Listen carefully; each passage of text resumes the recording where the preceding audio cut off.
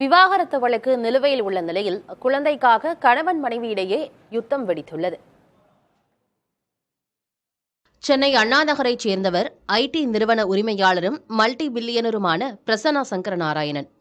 இவருக்கும் திவ்யா என்பவருக்கும் திருமணம் முடிந்து அமெரிக்காவில் வசித்து வந்துள்ளனர். இவர்களுக்கு 9 வயதில் மகன் உள்ள நிலையில் கருத்து வேறுபாடு காரணமாக கணவன் மனைவியிடையே நீதிமன்றத்தில் விவாகரத்து வழக்கு நடந்து வருகிறது. இதற்கிடையே அமெரிக்க முறைப்படி செய்த ஒப்பந்தத்தின்படி 4 நாட்கள் தாயிடமும் 3 நாட்கள் தந்தையிடமும் இருக்கும் வகையில் தம்பதியர் மாறி மாறி மகனை பார்த்து வந்துள்ளனர்.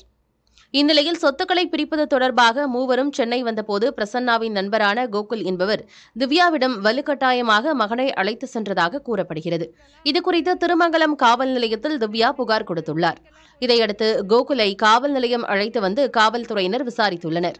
அதே நேரம் குழந்தை தன்னுடன் பாதுகாப்பாக உள்ளதாகவும் காவல்துறையினரோடு சேர்ந்து கொண்டு தன்னை கைது செய்ய மனைவி திவ்யா முயல்வதாகவும் பிரசன்னா வீடியோ வெளியிட்டிருக்கிறார்.